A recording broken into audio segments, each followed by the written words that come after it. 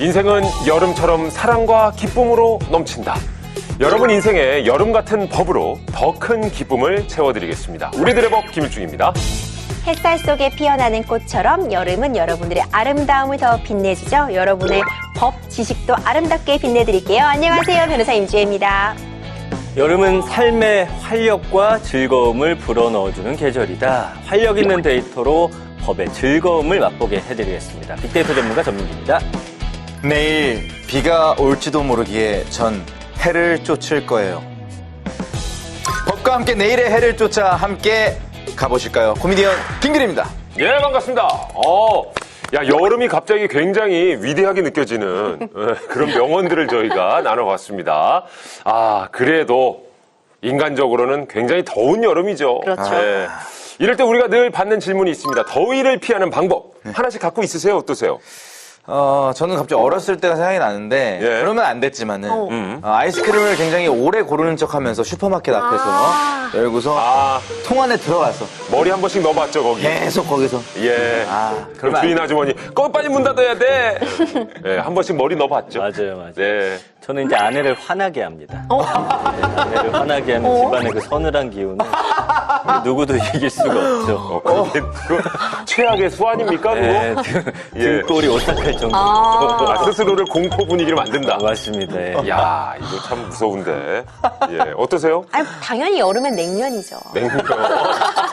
야 정말 다 다르다. 좀 전에 밥 먹고 왔잖아요. 여름엔 냉면이죠. 맛있는 거 드셨잖아요. 여의도에서 그렇죠. 진짜 하지만 이제 얼음 동동 이렇게 뜬 그 육수에다가 냉면 먹는 거 그게 더위 또 물리친 일 아니겠어요. 물론 뭐 먹는 걸로 푸는 것도 좋고. 그렇죠. 하지만 이제 시원한 데 찾아가는 게 최고죠. 결국 저는 쇼핑 피서. 예. 백화점, 쇼핑몰 이런 데서.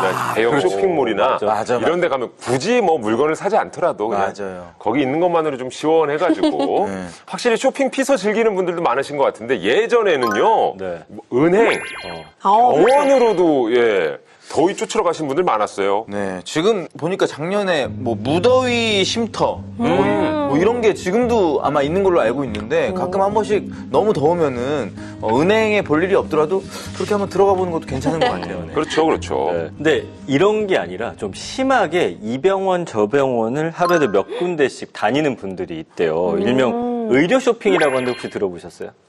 의료 쇼핑, 병원 쇼핑, 의료 쇼핑 들어본 것 같습니다. 그게 병을 뭐 빨리 치료하려고 다니는 경우도 있지만 너무 말도 안 되게 그냥 제 집 드나들듯이 하는 분들도 있다고 그래요. 이 심한 경우는요, 하루에 한 차례씩 병원을 들르는 분도 있다고 하더라고요.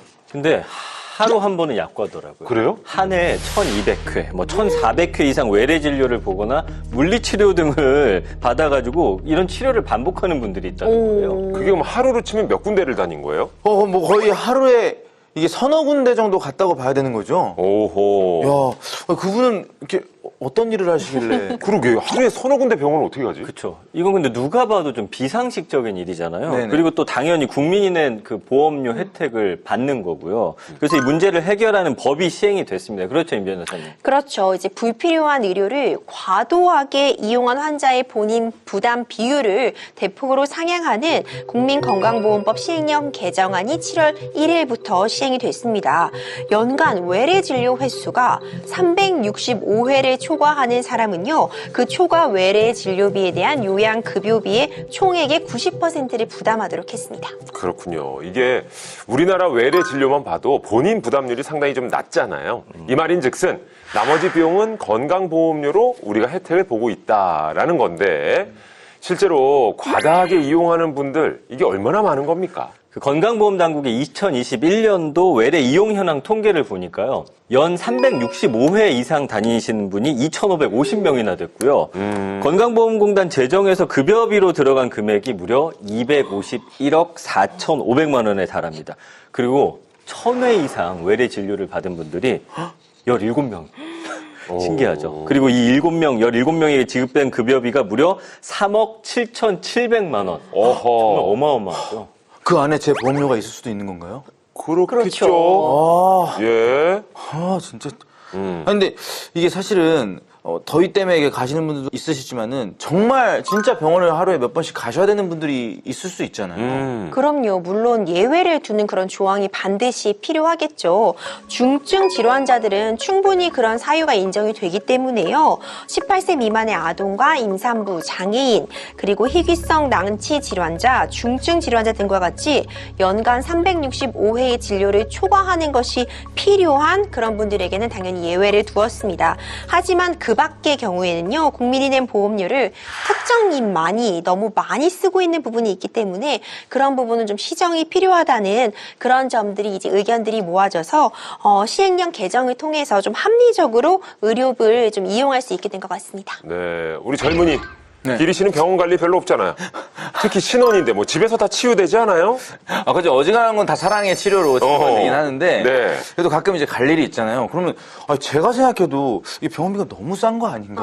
뭐 이런 생각이 들어요. 특히 이번에 신혼여행 갔다가 다시 돌아오는 길에 거기서 많은 하와이에서 사시는 분들이 이제 한국으로 잠깐 오시더라고요. 왜 가냐 했더니 병원 가기. 그죠. 병원, 건강검진이나 병원 관리 때문에 오셨다고 들었는데 우리나라 건강보험은 정말 세계 최고가 아닌가. 그런 생각이 들어요. 맞습니다. 정말 우리나라 건강보험 전 세계가 부러워하는 제도 중에 하나죠. 그렇다고 비상식적으로 막 쓰라고 있는 건 또 아니니까요. 네네. 법을 떠나서 국민 모두가 꼭 필요한 경우에 유용하게 쓰일 수 있도록 개인 스스로가 의료 쇼핑은 좀 경계하고 자중해야 하지 않을까 싶습니다. 자, 이번에는 더욱 합리적인 세상을 위해 법을 만드는 분을 모셔볼 차례죠. 오늘 입법자들, 그 주인공은 바로 이분입니다.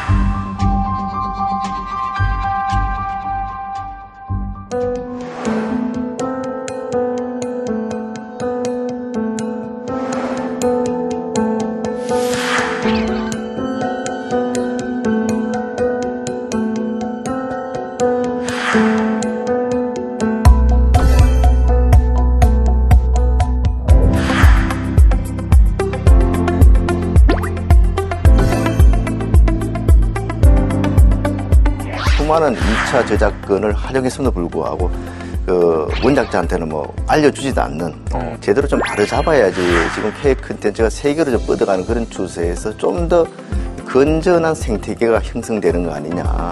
그 유교 참여 대상자들은 거의 뭐 90이 넘으신 분들이고 그러니까 지금 뭐 몇 분 남지를 않았어요. 기준 중위 소득의 60%에 미달할 경우에는 그 차액을 국가에서 지원해 주자.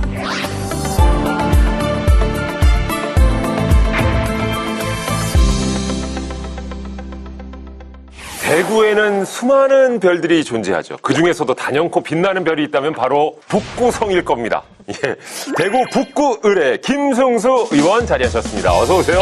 예, 안녕하세요. 반갑습니다. 반갑습니다.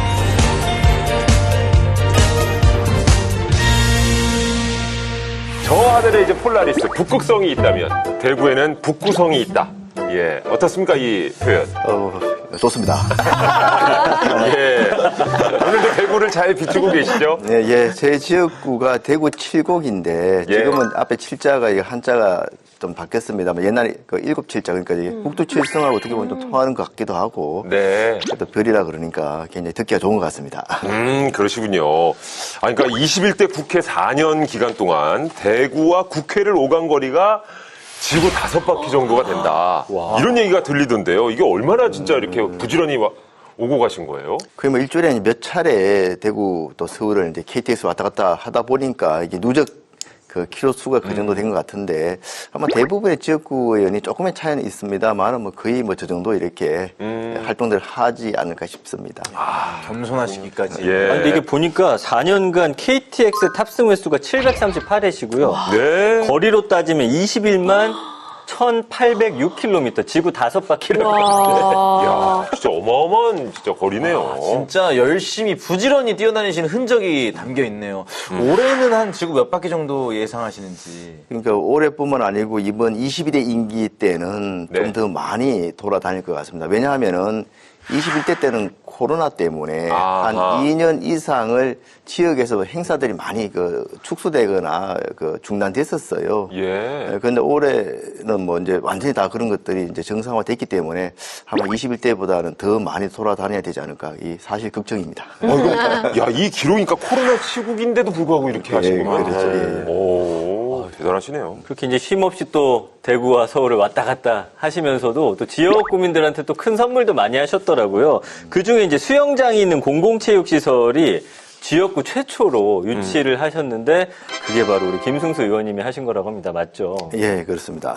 사실 제 지역구가 대구입니다만은 금호강이 대구 도심을 좀 가로지르고 흐르고 있기 때문에 좀 도심하고는 좀 단절된 그런 지역이고 그러면서도 사실 거주 인구는 한 25만에 육박하는 많은 인구를 가지고 있습니다. 그럼에도 불구하고 그동안 이 실내 체육관이 없다는 것, 또 실내 수영장이 없다는 것, 그게 굉장히 주민들의 수건이었었는데 그걸 좀 해결을 했습니다.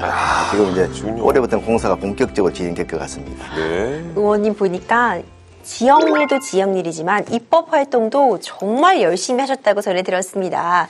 21대 국회에서의 의원님의 입법 활동, 그 키워드를 꼽자면 코로나19와 K 콘텐츠라고 볼 수 있을 것 같은데 여러 통과법들 가운데 의원님 가장 기억에 남는 법안 어떤 것이 있을까요? 몇 가지 법안들이 있습니다만은 사실 아까 K 콘텐츠 경쟁력 강화를 위한 그런 여러 가지 법안들을 좀 제출했습니다. 특히 이제 K 드라마 또 K 팝도 있지만 K 콘텐츠 중에 또 뮤지컬이 상당히 또 각광을 받고 있는 거 아니겠습니까? 그래서 뮤지컬이 그동안은 별도 장르로 이렇게 구분이 안 되고 연극에 이렇게 좀 포함되어 있었는데 뮤지컬을 별도 장르로 이렇게 좀 뽑아내는 공연법 개정안 이게 또 기억에 남고요. 이 문화 쪽은 아닙니다만 우리가 119 출동하는 횟수가 굉장히 많은데 어떨 때 보면은 앞에 차량이 딱 가로막고 있어가지고 구급 차량이 제대로 이게 진행을 못하는 경우가 있습니다. 예. 근데 거기에 대한 이게 처벌 규정이 없었는데 119 차량을 이유 없이 이렇게 가로막는 경우에 처벌할 수 있는 그런 규정도 제가 이게 통과를 시켰는데 좀 그 기억에 남는 것 같습니다. 예. 야, 이렇게 정말 어떻게 보면 다 공감이 되는 법안들을 발의해 주셨고, 근데 반대로 이거는 좀 아쉬웠다, 안타까웠다 하는 법안이 있으실까요? 사실은 뭐 여기 계시는 분도 다 이게 문화 산업, 문화 콘텐츠에 종사하고 있는 거 아니겠습니까? 근데 이쪽 분야가 아직까지는 계약 관계라든지 이런 부분에 있어서 굉장히 불공정한 계약에 특히 창 제작자들이 고통을 받는 경우가 많이 있습니다. 예. 그래서 이런 부분을 좀 이렇게 공정하고 투명하게 하는 그래서 상당히 좀 사회적으로 좀 의뢰에 위치해 있는 분들을 좀 보호하는 그런 법안이 이제 문화산업공정유통법인데 그게 이게 잘 이게 진행이 되다가 좀 부처 간의 이견이라든지 또 일부 이제 우리 창작자들의 좀 바뀌는 데 있어가지고 좀 우려 요소 뭐 이런 것들 때문에 통과가 안 된 게 있습니다. 그게 좀 아쉽습니다. 그렇군요. 자, 그렇다면 22대에 주목하고 있는 김승수 의원의 법안들 살펴보도록 하겠습니다. 전 팀장 준비됐죠? 네, 법안 타이틀은 이렇게 정해 봤습니다. 김승수 의원님의 명품 인생을 사는 법. 요거 굉장히 힘나는데요. 명 강의가 펼쳐질 것 같습니다. 그러니까 명품 인생을 사는 법. 첫 번째 법안은 뭡니까? 자, 우리들의 명품 인생을 열어갈 김승수 의원님의 첫 번째 법안은 더 이상의 검정 고무신은 안 돼. 바로 문화산업공정유통법 개정안입니다. 이 만화 검정고무신. 예. 기리 씨도 이거는 알고 있죠? 예, 그렇죠. 너무 익숙하고 우리 기영이 아닌가요? 맞아요, 맞아요. 네, 우리 기영이의 그 머리카락. 요즘 그런 짤이 유행했었어요. 그 머리와 머리를 맞대니까. 이렇게 뾰족뾰족 돼 있으니까. 의원님도 아시네요. 네. 예. 톤디션에 있게 돼 있죠. 그죠? 맞아요. 그러고 보니까 우리 임 변호사님은 거기 이제 춘심이 어머니를 좀 닮았어요. 전 굉장히 마음에 들어요. 거기서 캐릭터에서 엄하면서도 또 사랑 넘치는 그런 어머니잖아요. 그렇죠. 제가 또 단호할 땐 단호하지만 또 사랑 넘치는 걸로 이름나 있기 때문에 임춘심으로 불러주세요. 맞습니다. 근데 그러고 보니까 의원님은 기영이 조금 닮으신 것 같다는 생각이 그래서 조금 개구장이 같은 이미지도 있죠. 예. 예. 근데 왠지 의원님 또 만화도 좋아하실 것 같다는 좀 느낌이 드는데 혹시 웹툰 같은 것도 보시나요? 웹툰은 종종 봅니다. 사실은 뭐 만화는 굉장히 좋아했고 어릴 때 좋아는 하지만 사실은 자주 접할 기회가 많지는 않았었는데 제가 지난 21대 국회 4년 동안 또 문체위에 있다 보니까 네. 어떻게 보면 좀 업무의 연장선상에서 또 어떻게 보면은 제 또 취미를 어떻게 보면은 활용하는 그런 측면에서 웹툰들을 좀 많이 봤습니다. 최근에 뭐 대표적 대부분의 지금 드라마들, 인기 드라마들이 웹툰에서 나온 것들 아니에요? 맞습니다. 원작이 웹툰이 많아요. 그래서 뭐 대표적으로 재벌집 막내 아들 같은 경우는 예. 드라마도 물론 봤지만 웹툰과 소설까지 다 읽었습니다. 비교해가면서. 그러셨군요. 그런 비교하는 또 재미가 맞아요. 있거든요. 또 내용들이 또 이게 엔딩 이런 것들이 좀 다 다르거든요. 그러면은 끝까지 보신 거네요, 이거는. 맞습니다. 이렇게 정말 저희가 그 웹툰부터 실은 검정고무신의 추억도 되새겨 봤는데 실은 이 얘기가 나온 게 이 만화를 둘러싼 저작권 논란 때문이었거든요. 심지어 작년에는 이제 그 작가께서도 극단적인 선택을 좀 하셨고. 자, 그렇다면 이 법안 제안 하신 이유부터 좀 들어볼 수 있을까요? 예, 사실은 앞서 이제 말씀드렸습니다만은 문화 콘텐츠계에 상당히 이제 창 제작자와 또 플랫폼 기업, 여기 또 제작자와 그 창작자 사이에 여러 가지 이제 계약 관계에 있어서 불공정한 것들이 많이 있고, 그로 인해 가지고 정말 억울한 피해를 당하는 경우가 많이 있었습니다. 그래서 이런 부분들을 제대로 좀 바로잡아야지 지금 K 콘텐츠가 세계로 좀 뻗어가는 그런 추세에서 좀 더 건전한 생태계가 형성되는 거 아니냐. 그런 취지의 기본적으로 좀 출발했었고요. 더 결정적으로는 사실은 고 이우영 작가가 그런 저작권 문제, 이런 부분의 문제점을 이유한 토론회를 제가 주최를 했었는데, 제가 주최한 토론회에 이제 토론자로 사실은 참여를 했었어요. 참여하고 나서 얼마 안 돼서 이 극단적인 또 선택을 하셨는데, 그렇군요. 그런 부분이 더 이 법에 좀 더 관심을 좀 갖게 했습니다. 이 저작권을 둘러싼 검정고무신 사태, 그리고 캐릭터 업체와의 법적 분쟁에 대해서 많은 분들이 정말 들어보셨을 것 같은데요. 지금 어떻게 결론이 난 상황입니까? 네, 작년 7월이었죠. 이제 문화체육관광부에서 이 검정고무신의 캐릭터 업체의 불공정 행위를 중지하라는 그런 시정 명령을 내렸습니다.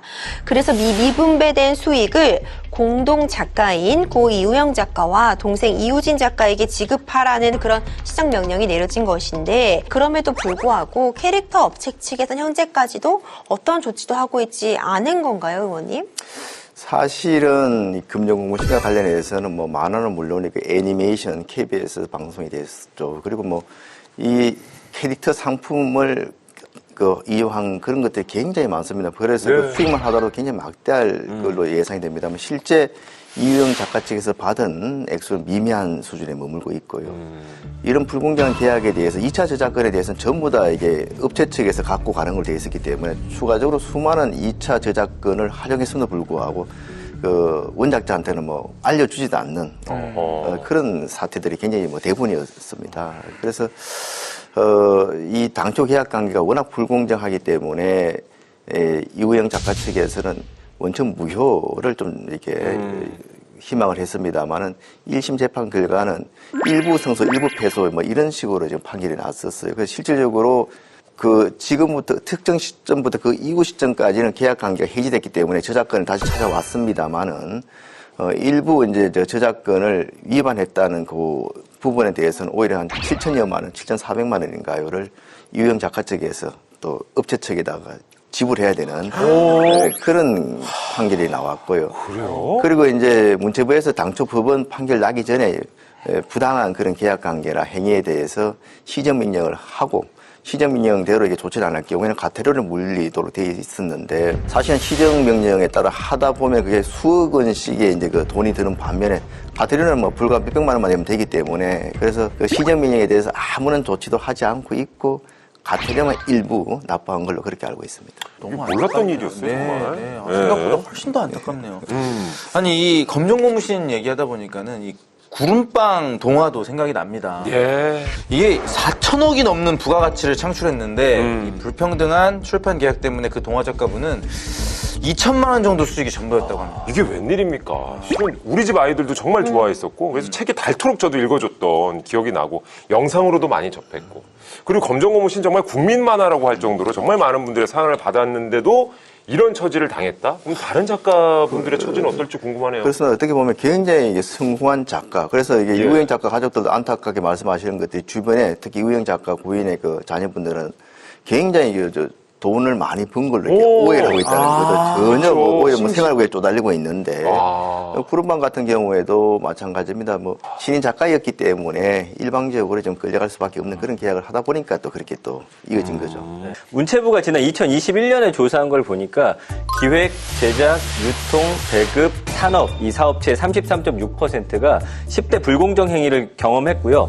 특히 문화상품, 이 창 제작자의 주체인 프리랜서 87.7% 이상이 불공정 행위를 경험하고 있다라는 통계가 있습니다. 야, 그러니까 90% 가까이가 불공정 행위를 경험한 적이 있다. 이건 뭐 거의 대부분이라는 얘기인데 심각하네요. 그렇죠. 그래서 이렇게 콘텐츠 업계에 만연해 있는 이런 불공정 행위를 규제하고 뿌리꼽기 위해서 의원님께서 법안을 내신 것 같은데요. 핵심 내용 중에 하나가 불공정 행위를 일단 10가지의 유형으로 좀 정리를 해 두신 거겠죠? 예, 그렇습니다. 뭐 대표적으로 뭐 제작 행위를 방해한다거나 기껏 다 완성을 했는데 수령을 거부한다거나 아니면 뭐 여러 가지 이제 뭐 계속 이렇게 저렇게 고치라고 하는 경우 또 이렇게 홍보 이런 것들 비용을 또 증가시키는 거 여러 가지 10가지 정도가 문체부 산하 그 콘텐츠 진흥원에서 이렇게 조사했을 때 나온 대표적인 사례들이 10가지 불공정 사례들이고 그 문화산업공정유통법에서는 이 10가지 사례를 예시로 들어가지고 이런 행위를 했을 경우에 굉장히 그 과태료뿐만 아니고 처벌할 수 있는 그런 규정까지 다 담고 있죠. 이 시정 명령에 대한 구속력이 약하다라는 부분도 있습니다. 예, 그렇기 때문에 아까 말씀드린 것처럼 지난해 똑같이 이제 그 부분을 직접적으로 처벌까지 할 수 있는 시정명령에 대해서 그치는 것이 아니고 처벌까지 할 수 있는 훨씬 그리고 또 과태료나 이런 것들도 액수를 좀 높이는 그런 법안을 또 발의를 하기도 했었습니다. 그러니까 21대에 이어서 지금 22대에도 이렇게 다시 법안을 내신 이유가 단지 그냥 몇몇 불공정을 바로잡겠다 이런 생각만이 아니라 정말 어떻게 보면 큰 그림을 그리고 계신 것 같은데 자, 이 법안이 통과된다. 과연 어떤 변화를 가져올 거라고 좀 기대하십니까? 아무래도 이제 문화 콘텐츠 산업계의 그 불공정한 계약 관계 또 억울한 일들이 좀 해소되지 않겠는가 하는 그런 기대를 가지고 있고요. 그럼에도 불구하고 또 이게 여러 가지 이게 법이 시행됐을 경우에 당초 의도와는 달리 창 제작자들한테 여러 가지 또 부담이 증가되는 경우가 없지 않겠는가 이런 우려들도 좀 하고 있어요. 그래서 이제 일부 이제 그 창 제작자들 같은 경우에는 좀 거대 기업, OTT 기업이라든지 플랫폼 업체 이런 쪽에서 이 법이 통과됐을 경우에 너들한테 우리가 창 제작자들한테 우리 제공했던 이런 혜택들이 없어질 수 있다. 이런 쪽으로 이제 이야기를 해가지고 거기에 대한 우려 때문에 또 그분들이 약간 반대 목소리를 내는 그런 사례도 있었습니다. 그것도 이제 통과를 좀 힘들게 했던 부분 중에 하나고요. 좀 사실 안타깝습니다. 그러네요. 정말 더 이상은 이런 검정고무신 사태와 같은 비극은 일어나지 않아야 되고요. 또 이번 기회에 바로 잡아야 우리 K 콘텐츠가 더 성숙할 수 있는 그런 분위기가 되지 않을까 싶습니다. 자, 계속해서 다음 법안으로 넘어가 볼까요? 네, 김승수 의원님의 명품 인생을 여는 법 두 번째 법안은요, 국가 유공자의 품격 있는 삶을 위해 이 바로 보훈수당 현실화법으로 21대 국회에서 이 관련 법안 4건을 발의하신 적이 있습니다. 그리고 역시 22대 국회에서도 다시 발의를 하시는 거고요. 특별히 이렇게 관심 갖고 애정을 좀 쏟는 이유가 있으실까요? 사실은 보훈 관련 사법은 이미 발의를 했습니다. 대부분의 이 혜택을 받는 대상자분들이 그 6.25 참전 대상자들 거의 뭐 90이 넘으신 분들이고 월남전 참전하신 분들도 거의 70대 후반. 그러니까 지금 뭐 몇 분 남지를 않았어요. 그리고 또 남아 계신 분들도 1년에 거의 뭐 10,000명에서 20,000명 가까이 이렇게 좀 별세를 하시는 그런 안타까운 상황이기 때문에 빨리 이런 법안을 통과시켜서 그래도 그냥 남은 분들한테 좀 혜택이 돌아가도록 해야 되겠다. 그래서 좀 이렇게 서둘러 좀 다시 재발의를 했습니다. 그러시군요. 사실 이 모든 법안들이 소중하지만 이 의원님들께는 아무래도 1호 법안이 좀 특별한 의미가 있을 것 같은데 확실히 그러시겠죠, 정말. 그렇죠. 그래서 이제 제 1호 22대 국회 1호 법안으로 이 법들을 제출을 했고요. 그 호국 본회의 달을 맞아가지고 6월 달에 현충원을 참배할 기회가 있었고 월남전 참전 용사의 그 묘비 앞에 이게 명패를 이렇게 가족이 만들었는데 아마 그 미망인인 것 같아요. 그래서 세 자녀가 있고 이렇게 쓴 것들 보니까 어머니로서 하여튼 끝까지 책임을 다하고 당신 곁에 가겠다 이런 그 묘비명을 봤는데 그런 돌아가신 분은 말할 것도 없고 또 유족들 같은 경우에도 얼마나 좀 안타까웠습니까? 그런 분들에 대해서 그런 분들 희생에 대해서는 우리가 정당한 보상을 해주는 것이 국민의 도리 아니겠습니까? 네, 2023년 4월 기준으로 보니까 생존해 계신 6.25 참전 유공자가 총 38,559분이셨습니다. 2004년 4월 말에 자료를 보니까 그때 당시에서는 24만 1,500명이 살아 계셨었거든요. 10년 사이에 10분 중에 8분이 안타깝게도 세상을 떠나신 거죠. 그래서 6.25 참전 유공자를 포함한 참전 유공자 경제 상황, 의원님께서도 아까 지적해 주셨지만 굉장히 좋지 않은 상황이에요. 자, 공적 이전 소득을 제외한 시장 소득만 보면은 그 기준 중위소득 30% 미만이 56.9%. 그리고 중위소득 50% 미만이 12.3%. 한마디로 빈곤층이 무려 69.1%에 달한다는 그런 이야기입니다. 그리고 평균 연령이 2018년에 보니까 87세였거든요. 네. 그러니까 아무리 낮게 잡아도 현재는 90세를 훌쩍 넘으셨다. 이렇게 좀 추정할 수 있을 것 같습니다. 야, 90세 이상이라면 진짜 이게 여유 있는 시간이 아닙니다. 네. 그래서 법안을 또 서둘러 또 내신 것 같은데 그렇죠. 네. 핵심 내용을 좀 소개해 주세요. 그래서 워낙 어렵게 살고 계신 분들이 많기 때문에 이런 보훈수당이나 참전 유공자 수당을 받은 것을 합치더라도 기준 중위소득의 60%에 미달할 경우에는 그 차액을 국가에서 지원해 주자. 최소한 중위소득의 한 60% 정도는 저희가 지금 국가에서 책임을 지고 지원을 해서 그나마 좀 인간다운 생활을 할 수 있도록 해야 되는 것이 아닌가. 그래서 그런 취지에서 이렇게 발의를 하게 되었습니다. 예. 그렇군요. 의원님 법안을 보니까요. 생활조정수당, 부당 의무자, 전면 폐지에 관한 내용도 담겨 있던데요. 이 부분도 따로 이렇게 명시해 두신 이유가 있으실까요? 최근 들어가지고 우리 국가 유공자뿐만 아니고 일반 가정에서도 보면은 실제 그 자녀 그러니까 부자 관계나 뭐 가족 관계 있다 하더라도 따로 살면서 전혀 부양 의무를 부담하지 않는 분들이 많이 있지 않습니까? 근데 그런 게 이제 법상으로는 혜택을 못 받는 경우가 많아서 안타까웠는데 이런 부분들 그런 가족 관계가 있다 하더라도 실질적으로 부양 의무를 하지 않는 그런 가정에 대해서는 지원을 해주자는 그런 취지의 근거 조항들을 마련해서 저도 또 발의를 했습니다. 미국만 해도 국가 유공자에 대한 예우가 좀 남다르잖아요. 뭐 영웅 중에 영웅으로 칭송을 받는데 뭐 해외는 어떤지도 좀 잠시 소개를 좀 해주실까요? 미국 같은 경우에 앞서 한 280만 원 정도 월 수당을 받는다고 말씀드렸습니다만 그것도 그거지만 실제 그 많은 미국 시민들이 국가 유공자에 대한 예우들 보면은 뭐 비행기 타면은 뭐 이코노미를 타더라도 그냥 1등석 자리를 양보해 준다거나 어떤 뭐 식당에 들어가도 그 국가 유공자나 참전 유공자나 그러면 좋은 자리나 이렇게 양보해 주고 아예 뭐 이렇게 그 음식값도 안 받는다거나 그런 국민의 의식 수준도 굉장히 또 중요하다고 생각을 하고요. 국가의 유공자들에 대한 그런 부서, 담당 부서의 그 인원수라든지 또 실질적인 그 보훈 예산 이런 것들이 우리나라와 비교해 봤을 때 상대적으로 굉장히 높은 편이고 우리는 아직까지 그런 측면에서는 이게 좀 보훈 중진국 수준도 아직까지 못 올라가 있는 거 아닌가 싶은 생각이 듭니다. 야, 우리나라도 이 법안이 통과가 된다면 정말 유공자분들의 남은 생에 그래도 조금이나마 좀 위로가 될 수 있으면 좋겠다는 생각이 드는데 정말 어떤 기대감을 좀 갖고 계세요? 사실은 유공자들에 대해서는 그나마 남은 여생을 좀 품이 있는 품격이 있는 그런 여생을 보낼 수 있도록 한다는 게 그 근본적인 목적이지만 국가 유공자에 대한 제대로 된 예우를 우리가 보여드려야지 사실은 자라나는 청소년들이라든지 우리 후세들도 정말 나라를 위해서 목숨을 바칠 아니면 뭐 진짜 이게 최선을 다할 그런 그 마음을 갖게 하는 거 아니겠습니까? 네. 그렇죠. 그런 측면에서 봤을 때도 특히 우리나라는 아직까지도 분단 국가고 굉장히 사실은 국가 안보가 위협받고 있는 그런 나라이기 때문에 그런 외국심의 고취를 위해서도 이런 보훈에 대해서는 제대로 좀 저희가 틀을 갖춰 나가야 된다고 생각을 합니다. 맞습니다. 우리가 말로만 영웅이라고 지켜 세울 것이 아니라 정말 그에 맞는 대우를 해주는 것 이것이야말로 정말 선진국의 품격이 아닐까라는 생각을 해보게 됩니다. 22대에선 정말 좋은 결실 빨리 맺기를 기대해 보겠습니다. 네, 의원님 오늘 의미 있는 법안들 여러 가지 설명해 주셨는데요. 21대 국회에서는 이 하천법에 대한 애정도 굉장히 크셨다고 전해 들었습니다.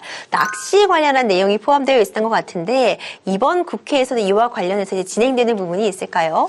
예, 그 낚시 애호하시는 동호인들이 거의 1,000만에 육박한다고 말씀들을 하시는데 기존의 낚시와 관련된 여러 가지 그 법규들이 좀 규제 일변도로 돼 있어가지고 크게 폭발적으로 증가하는 그 낚시 애호인들이 아주 좀 원활하게 낚시 활동을 즐길 수 있는 그런 부분이 상당히 좀 미흡합니다. 그래서 실질적으로 환경에 그 나쁜 영향을 미치지 않은 그런 그 개량화된 미끼라든지 이런 부분들은 좀 규제를 좀 완화하고 낚시 그 금지 구역 이런 부분들도 조금 더 선별적으로 좀 조정을 하고 뭐 이런 것들 관련되는 법들을 21대 국회 때 그 제출했었는데 하천법도 그 중에 하나고요. 그래서 좀 환경에 크게 영향을 주지 않는 부분 오히려 보면은 합리적인 규제를 통해서 친환경적인 낚시 활동을 즐길 수 있는 그런 법안들을 22대 국회 때에도 좀 확실히 통과될 수 있도록 노력할 계획으로 있습니다. 그렇군요. 이 레저 스포츠, 특히 국민 레저 스포츠라고 하면 이제 등산도 있었지만 낚시가 굉장히 또 인기가 높아졌거든요. 그래서 뭐 과거에 남자 혼자 가는 게 아니고 지금은 가족끼리 여성분들도 많이 낚시를 즐기고 있고 얼마 전에 사실은 그 장애인들 시각 장애를 가진 장애인들이 낚시 체험하는 그런 행사도 있었습니다. 작년에는 저와 또 이게 동료 국회의원이 김예지 의원도 같이 한번 참여를 한 적도 있었는데요. 네. 전혀 이거는 뭐 불가능하거나 이게 할 수 없다고 생각했던 그런 낚시들 장애인들 입장에서 낚시 어떻게 하겠냐 그런 선입견을 갖고 있는데 정말 체험했던 그런 시각 장애인들이 굉장히 즐거워하고 신기해하고 손도 감촉은 더 훨씬 더 예민한 거 아니겠습니까? 예. 그래서 영역을 그런 뭐 장애인들뿐만 아니고 노약자, 여성 또 어린이 어떻게 보면 가족 그런 레저 스포츠로서 활성화시키면 여러 가지 또 국민들의 그 정서를 좀 이렇게 함양한다 그럴까요? 이게 이런 데도 좋게 도움이 되지 않을까 싶습니다. 그렇군요. 그래서 이 법안 또한 다시 이제 발의할 계획을 예, 그렇습니다. 갖고 계십니다. 예, 확실히 낚시에도 좀 개인적으로는 관심이 있으신 것 같은데요, 의원님께서. 아주 즐기는 그런 편은 아니고요. 어릴 때야 뭐 저도 시골에서 자랐기 때문에 낚시를 좀 해봤고 또 이제 문체에 있으면 앞서 말씀드린 것처럼 그 장애인들하고의 체험 행사 또 다른 그 낚시인들하고의 그런 행사 이런 데 참여하면서 새롭게 좀 낚시를 좀 접하고 있습니다. 네, 그러시군요. 해보셨어요? 임주혜 변호사는? 저도 뭐 그냥 어디 여행 가고 이럴 때 낚시 체험 이런 수준인데 아이들도 함께하면 너무 좋아하고 그럼요. 또 이게 작은 거로 잡히면 이 손맛이 그렇지. 또 짜릿하잖아요. 예. 이 일낚시는 진짜 이렇게 쫙 던지면 이게 쫙 달아가가지고 이렇게 끌어올리는 재미가 있는데 그게 저는 그 타이밍을 못 맞춰가지고 그냥 손으로 이렇게 던져봤던 그 정도로. 근데 좀 요새 정원아 많이들 즐기시니까 예, 또 이런 관련 법안이 생기는 것도 굉장히 좋겠다라는 생각이 듭니다. 자, 이렇게 해서 저희가 낚시 관련 하천법까지 살펴봤는데요. 우리 김승수 의원님과 함께한 소감이 또 어떠세요, 우리 세 분은? 소감을 제가 또 삼행시로 한번 해볼게요. 어머. 야, 삼행시 이거 진짜 쉽지 않은데. 네. 자, 운을 띄워드려요. 네. 자, 김. 우리 김승수 의원님 정말 좋은 우리 김승수. 김으로 가야죠. 자, 김. 김승수 의원님, 우리 김승수 의원님, 정말 좋은 입법 활동 보여주셔서 감사드리고, 제안 하나 할 것이 있습니다. 승낙해 주십시오. 오, 이 마지막이 중요하죠. 수화랑 해도 되겠습니까? 뭘? 수화랑 해도 되겠습니까?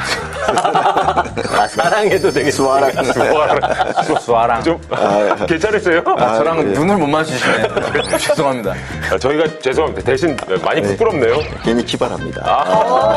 굉장히 기발하다고. 임재 변호사가 또. 너무 부담스럽다. 삼행시 안 해도 돼. 그냥 소감 말씀해 주세요. 아니 우리의 어떤 재치 아이콘이잖아요. 근데 이렇게 해놓으니까 제가 삼행시 다시 한번 도전하겠습니다.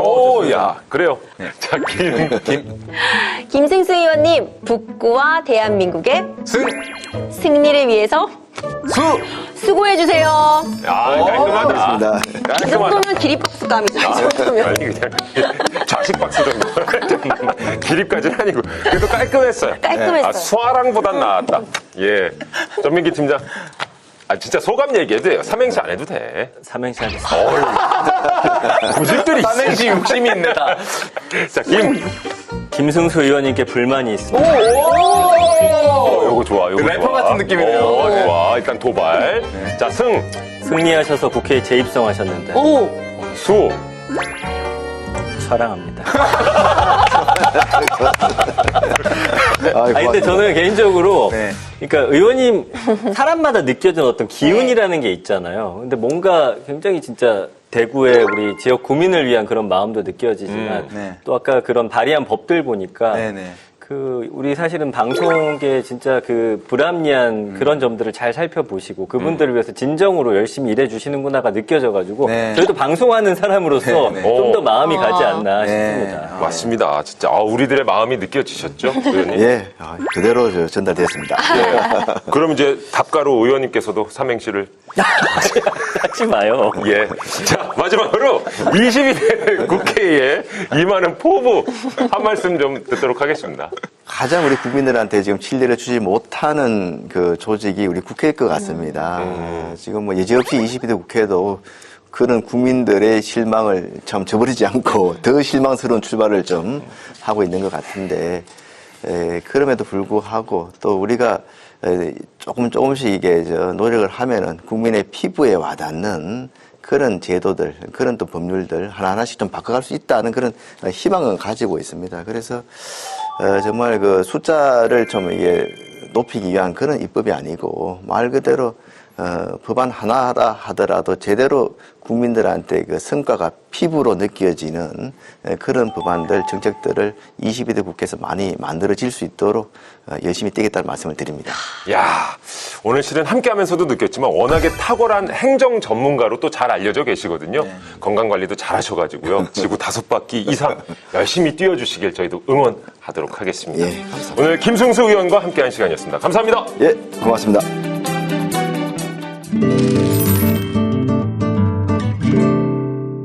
법을 몰랐다고요? 아니면 법을 잘못 알고 계셨다고요? 제대로 법 읽는 방법을 알려드리는 시간입니다. 법 읽어드리겠다. 야, 우리가 살고 있는 이 대한민국, 특히나 수도권 서울에서의 출퇴근길은 전쟁이죠. 이렇게 급해 죽겠는데 아침 출근길에 내 앞차가 길을 떡하니 가로막고 움직이지 않는다. 이런 그냥 속이 타들어가요. 이런 경우들 많이 있을 겁니다. 그 한 방송국은 좀 주차장이 좁기로 유명해요. 거기 같은 경우는 이중 주차를 여러 대가 돼 있는데 제 차를 빼기 위해서 한 4대까지 밀어본 적도 있어요. 끝에서부터 밀고 밀어야지만 제 차가 나갈 수 있는 공간이 나오잖아요. 알죠. 네, 유명한 아시죠? 곳이죠. 네. 네. 일터에서도 그렇고 실은 우리가 많이 사는 이 아파트 단지에서도 이중 주차 진짜 아침에 출근하려면 밀어야 되고 네. 그러다가 잘못 밀어서 이게 파손이라도 되면 맞습니다. 이게 또 골치 아파지거든요. 네. 예. 이럴 때 너무 남캐죠. 지금 앞서 팀장님이 얘기해 주셨잖아요. 이중 주차한 거. 나 막 밀게 될 때 한 번쯤 그런 경우 있지 않으세요? 또 밀었더니 너무 많이 가. 그래서 내가 또 막 앞으로 가가지고 맞아. 또 막 잡아. 예. 맞아. 이런 경험 있잖아요. 정말 밀리다가 차량이 일부 파손되는 경우도 발생할 수가 있거든요. 근데 그럼 정말 낭패인데 억울하게도 미인 사람이 책임을 져야 되는 경우도 종종 발생을 합니다. 그러니까 주차하지 말아야 될 장소에다가 주차를 한 경우라면은 당연히 이 부분은 미인 사람이 책임이 없을 수 있는데 이중 주차가 무방한 곳에서 이렇게 주차를 해놨다가 밀다가 뭔가 파손이 발생하면 미인 사람이 손해를 발생해야 될 책임을 질 수도 있기 때문에 주의가 필요합니다. 근데 임 변호사님 원래 이중주차 불법인데 뭐 아파트 단지나 학교처럼 이용자를 제한하는 사적인 공간에서는 이게 허용이 되는 거죠? 그렇죠. 말씀해 주신 것처럼요. 원래 주차를 해서는 안 되는 그런 곳들이 또 따로 마련이 되어 있습니다. 도로교통법에 따르면 뭐 교차로나 횡단보도나 그러니까 도로 위에 보도 이런 데 당연히 차 주차하면 안 돼요. 이런 곳에 주차를 했다가는 당연히 금지되는 곳이기 때문에 견인도 가능한데 문제는 이제 주차장 같은 경우는 일종의 사유지처럼 보일 수 있는 거죠. 도로는 아니기 때문에 주차를 하는 것 자체가 가능한 공간이라고 볼 수 있습니다. 그렇군요. 근데 대부분 이제 공적인 공간이 외부는 다 이루어져 있기 때문에 웬만하면 이게 이중주차는 불법이라는 얘기로 받아들이면 될 것 같습니다. 자, 그렇다면 이런 상황은 어떨까요? 오늘 법 읽어드립니다. 이 사연도 주차 문제라고 하는데 만나보시죠. 아니, 자기야, 오늘따라 배달할 게 왜 이렇게 많은 거야? 이게 뭐가 많다고 그래. 그래도 내가 이렇게 박스 아르바이트라도 하니까 우리가 먹고 사는 줄이 알아. 아, 알지. 자기가 우리 집 가장이니까. 나 앞으로 쭉 잘할게. 그런데 어쩌지? 우리 차는 다 못 실을 것 같은데. 아, 걱정 마. 우리에겐 든든한 덩치끈, 짐꾼이 있잖아. 뚜뚜뚜뚜뚜. 멋은 아니야. 일중형아는 9번. 형아, 물건 좀 날라주라. 아, 왜 또 나야? 야, 너 맨날 힘든 거 나한테 시키더라. 기리한테는 형아밖에 없으니까 그렇지. 기리의 1순위. 1순위 좋아하시네. 너 나 저 9번으로 저장돼 있잖아. 어떻게 알았지? 일중형아는 눈치도 백단. 어쨌든 우리 자기가 며칠 동안 박스 알바했단 말이야. 형이 좀 도와줘. 나중에 우리 부자 되면 한턱 크게 쏠게. 야, 그 턱이 지금 층층이 쌓이고 있는 거 알지? 아, 여튼 알았어. 끊어. 어쩐니? 오늘은 버럭 화를 안 내네.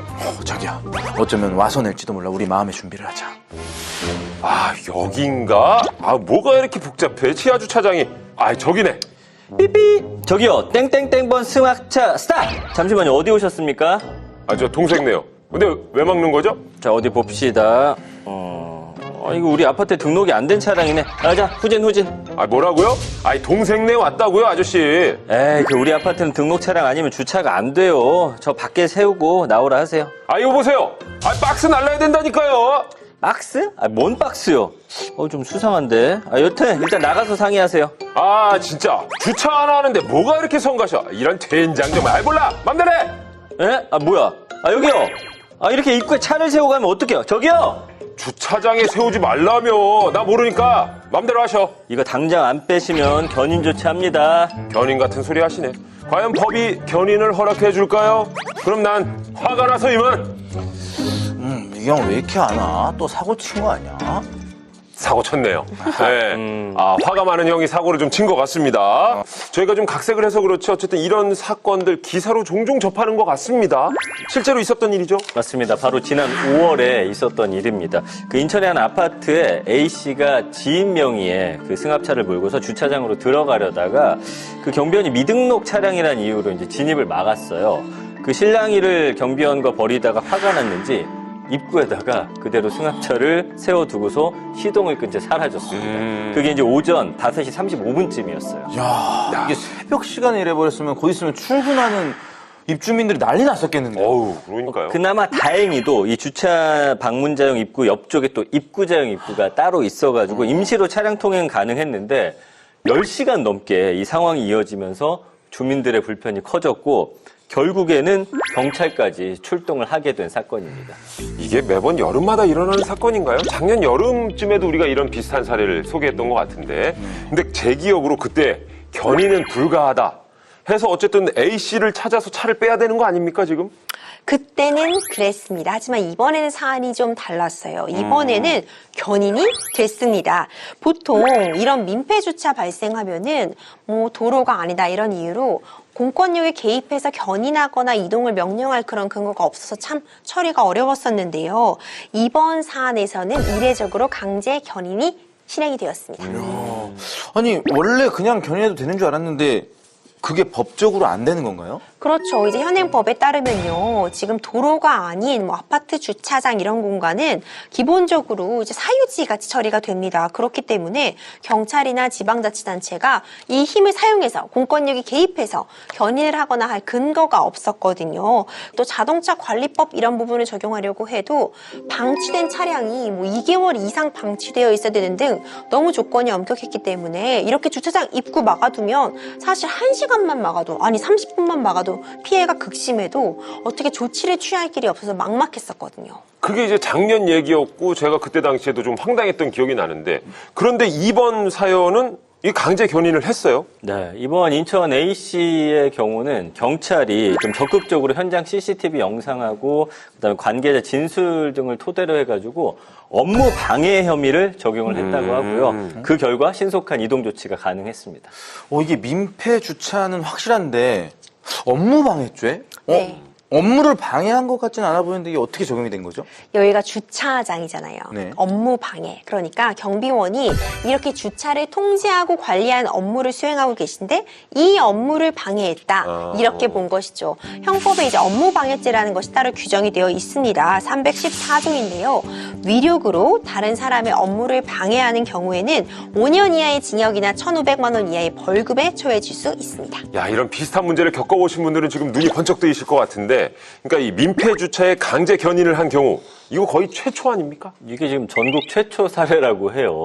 보통 이렇게 주차장을 막는 민폐 주차를 하면은 사실 뭐 경찰이나 지자체에서는 이거는 견인 조치를 하기 쉽지가 않다고 합니다. 근데 업무 방해죄 등은 가능하다고 하는데요. 임 변호사님 맞는 거죠?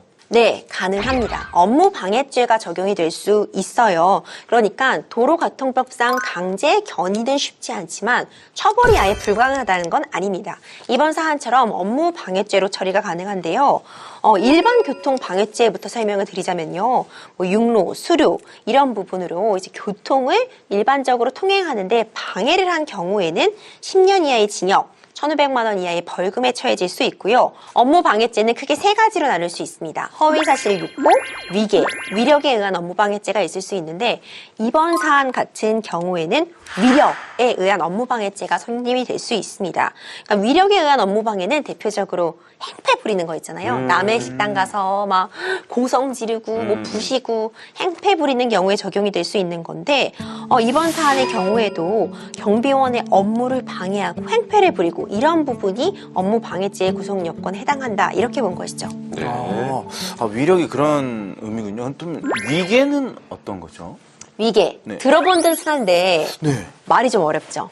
위계에 의한 업무 방해는 좀 쉬운 예를 들어보자면 요즘 이런 장난 정말 하면 안 되는데 하시는 분들이 있어요. 그러니까 치킨집에 전화를 걸어요. 저 치킨 10마리만 어디 배달해 주세요 하는데 이게 거짓말인 거예요. 그러니까 그냥 골탕 먹어라 이런 심정에서 다른 집에다가 치킨 10마리 그냥 배달해 달라고 전화만 띡 하게 되면 네. 막상 배달 가면은 집 주인은 우리가 안 치킨 안 시켰는데요? 시켰는데요 하잖아요. 이런 게 대표적으로 위계, 거짓말, 거짓으로서 업무를 방해한 경우에 해당합니다. 예. 보니까 이제 아파트 관리사무소 측에서도 이 A 씨가 과거에도 수차례 미등록 차량으로 이제 입차한 이력이 있고 아파트 관리 규약을 위반했다고 주장한 것으로 지금 전해지고 있고요. 경찰은 이제 운전자하고 계속 연락이 닿지 않으니까 긴급 압수 필요성이 있다고 판단하고 차량을 먼저 견인한 다음에 그 다음에 법원으로부터 사후 압수 영장을 발부받았다고 합니다. 그렇군요. 어쨌든 화가 이를 키운 걸로 보이는데 어쨌든 이런 견인 사례가 이렇게 나오게 되면 앞으로도 비슷한 경우가 발생할 때 똑같이 견인할 수 있겠어요? 그렇죠. 보통 이제 재판을 하거나 어떤 사안이 있으면 이제 앞의 사례나 이런 경험들을 좀 따라가길 마련이거든요. 그렇기 때문에 이번에 이렇게 업무방해죄를 적용해서 견인한 사례가 있다면 앞으로도 이와 유사한 사례에서 이렇게 동일한 방식으로 이게 업무방해에 해당하고 그렇기 때문에 즉각적으로 조치를 할 수 있다. 이런 부분으로 해석할 가능성이 높기 때문에 굉장히 의미 있다고 볼 수 있을 것 같습니다. 예전에는 이런 상황에서 견인도 못하고 진짜 답답하다 생각을 했는데 이제 뭐 시원하게 견인 처리할 수 있다고 하니까 좀 속이 뻥 뚫리는 것 같은데 이렇게 속이 뻥 뚫리는 한 줄 평 기리 씨에게 기대해보죠. 네. 속이 뻥 뚫리는 오늘의 한 줄 평. 민폐 주차할 거라면 차를 몰지 마라! 3단 분노인가요? 속이 뻥 뚫리게. 속이 뻥 뚫리게. 자, 이렇게 아파트 주차장 뭐 앞이든 남의 차를 가로막는 민폐 주차를 하든 이유가 대부분 화가 나서라고 하는데 그런데 이런 말 아시죠? 화가 더 큰 화를 부르게 된다. 상대에게 화가 나서 한 행동 결국 나 자신을 다치게 한다는 거 잊지 마셨으면 좋겠습니다. 오늘은 여기까지입니다. 다음 시간에도 우리 삶을 유쾌하게 만들 법과 함께 다시 돌아오죠. 우리들의 법 다음 시간에도 함께해요.